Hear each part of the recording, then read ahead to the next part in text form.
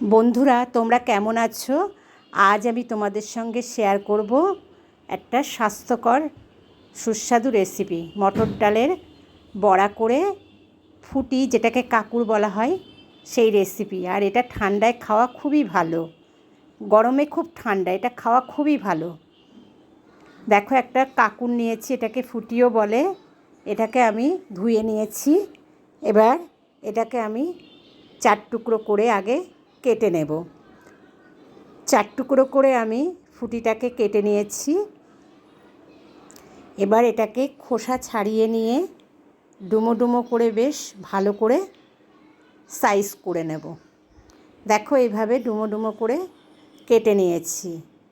কেটে নিয়ে দেখো, আমি একটা ঝুড়িতে ধুয়ে রেখেছি। আর এটা একটু কখনো কখনো তেতো হয়, তেতো ভাবটা থাকবে না যদি জলের মধ্যে 1 চামচ লবণ দিয়ে নাও, নিয়ে ভালো করে গুলিয়ে নিয়ে তারপরে এই ফুটিটা দিয়ে দিলাম।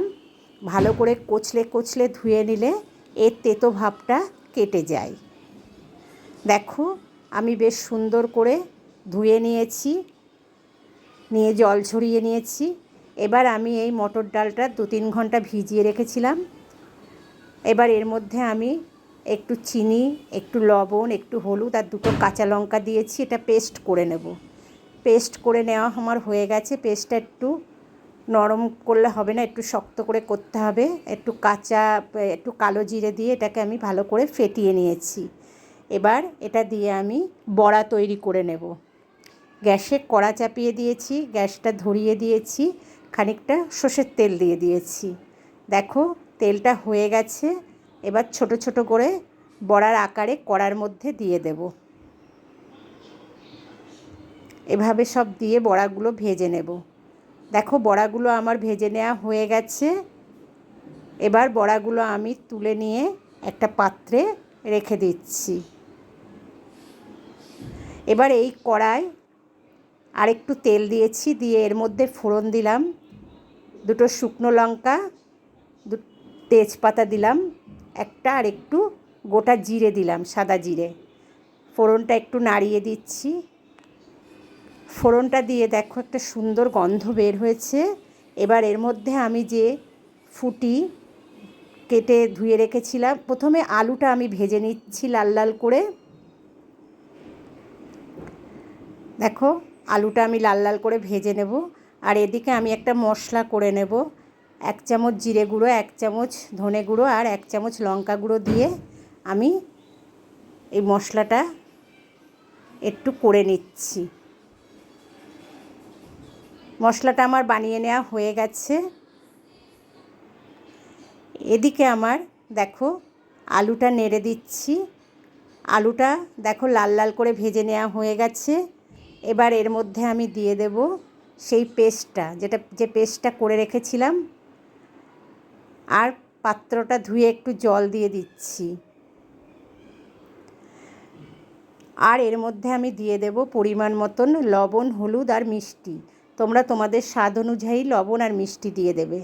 এবার এটাকে একটু কষে নেব ভালো করে। দেখো, নেড়েচেড়ে বেশ ভালো করে কষে নিয়েছি, তেলটা বেরিয়ে গেছে। এবার ধুয়ে রাখা কাকুরটা দিয়ে দিচ্ছি, দিয়ে এটাকে ভালো করে মিশিয়ে দিয়ে এটাকে আবার কষে নেব।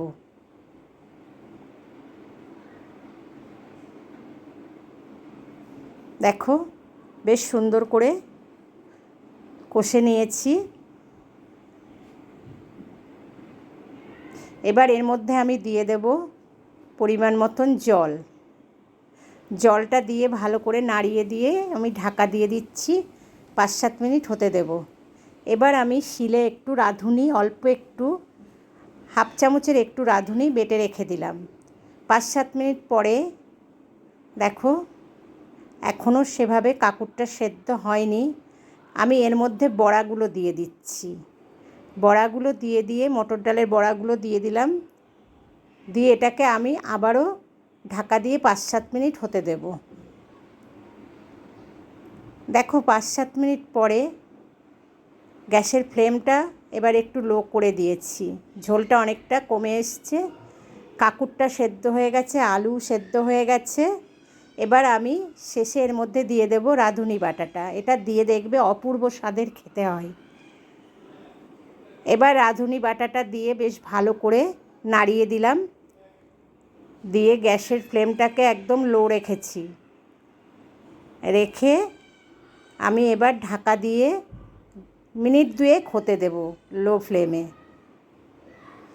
এবার 2 মিনিট পর তুলছি, দেখো এটা আমার হয়ে গেছে। এবার আমি গ্যাসটা অফ করে দিচ্ছি। গ্যাসটা অফ করে দিয়ে এটাকে ঢাকা দিয়ে 2 মিনিট রেখে তারপরে সার্ভ করব। দেখো তৈরি হয়ে গেছে আমার। এইভাবে তোমরা এটা খেয়ে দেখবে, গরমে খুব ভালো। আর কাকুর খুব ঠান্ডা জিনিস, গরমে খাওয়া খুবই ভালো। আর বন্ধুরা, রেসিপিটা যদি তোমাদের ভালো লেগে থাকে তাহলে তোমরা আমার এই চ্যানেলটাকে একটু লাইক, শেয়ার, কমেন্ট করো আর একটু সাবস্ক্রাইব করো। তোমরা এই গরমে ভালো থেকো।